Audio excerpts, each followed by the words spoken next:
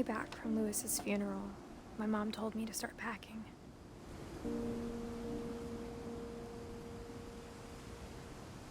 She waited until the day before we left to tell Edie.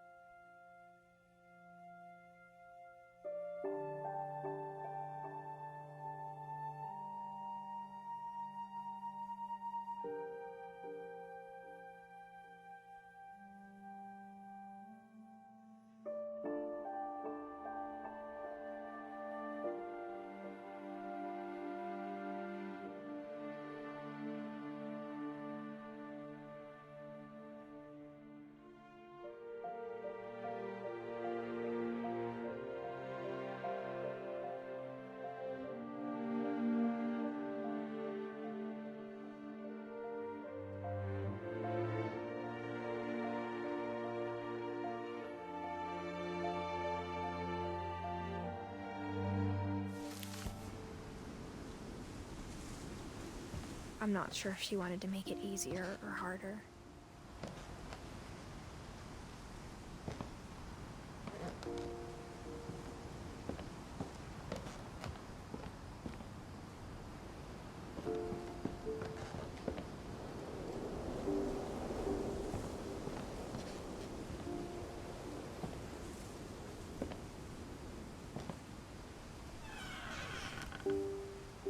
I wish we'd stayed. But I understand why we left.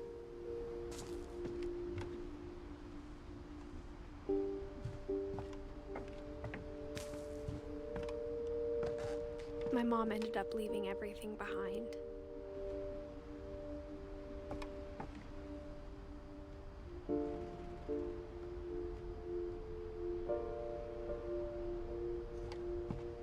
What happened that night had been coming for a long time. Maybe it should have come sooner.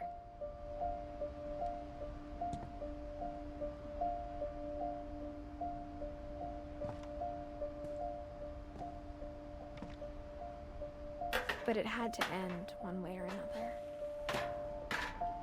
All that's left now is to tell you about that last night.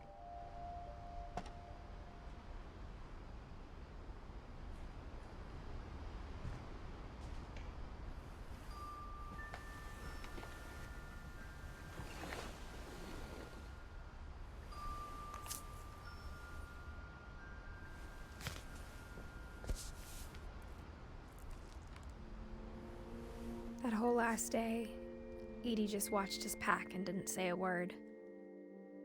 Until supper, when she raised her glass and said, "To our final night together, and all our final nights apart." Grandma, you know what I said about alcohol.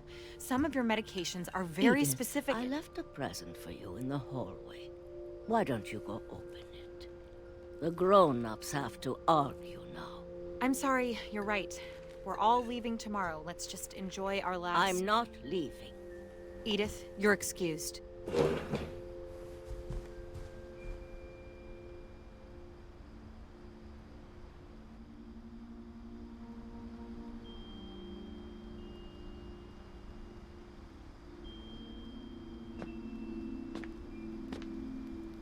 the power had been shut off that morning, but Edie always had plenty of candles. When my mom sealed the library, I don't think she knew about the other entrance, or that Edie had a key to it.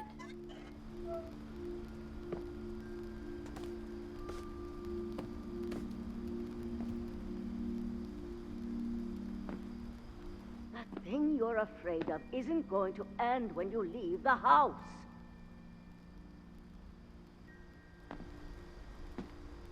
Edith has a right to know these stories. My children are dead because of your stories. I think it's best if Edith and I leave tonight. We'll have the nursing home send a van for you in the morning, okay?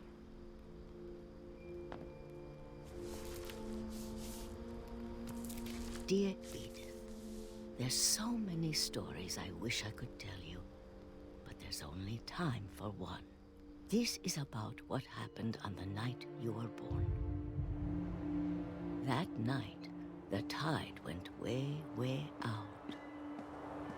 It was the first and last time I ever saw the old house aground. There'd been an earthquake out in the middle of the ocean. They called it the lowest tide in 1,000 years. God, it smelled awful.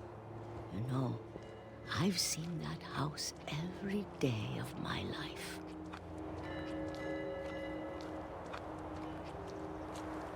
But I never thought I'd go back to it.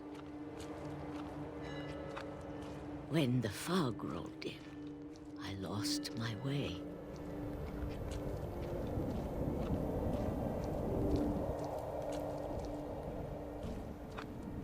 I got turned around.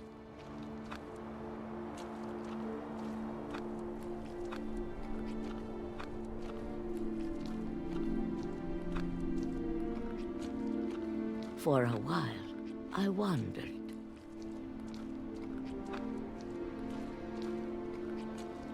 I started seeing things.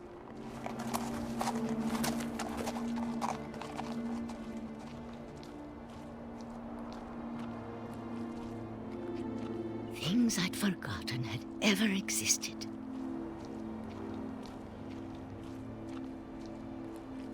But when I saw them, they felt like old friends. That night, a lot of things came back to me.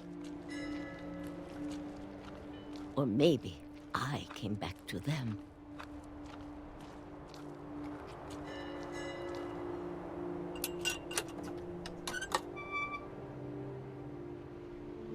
Things I can't explain, but that I need you to try and... Edith, what are you doing in here? It's mine. Edith! Mom, you're gonna rip it! Let go!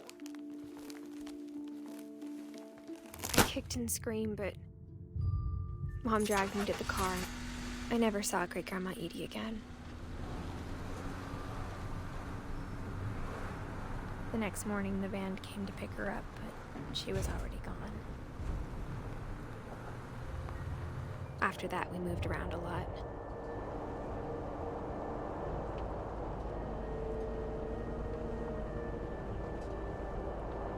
We both tried to make the best of it.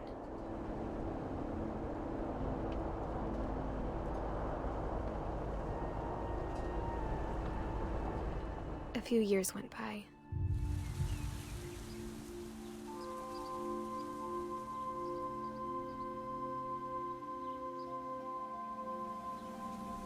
My mom didn't like to talk about it,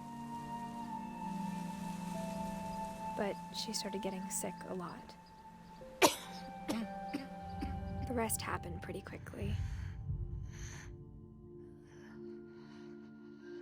She got better for a while, and then she didn't. And then I was alone. The last Finch left alive.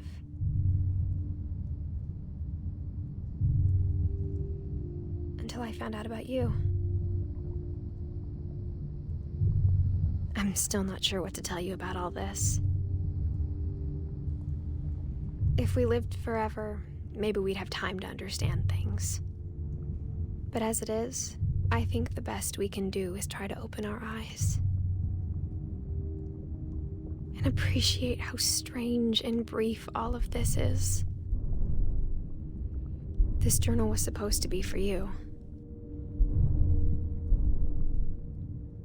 But now I hope you'll never see it. I just want to meet you. And tell you all these stories myself. But I guess if you're reading this now, things didn't work out that way.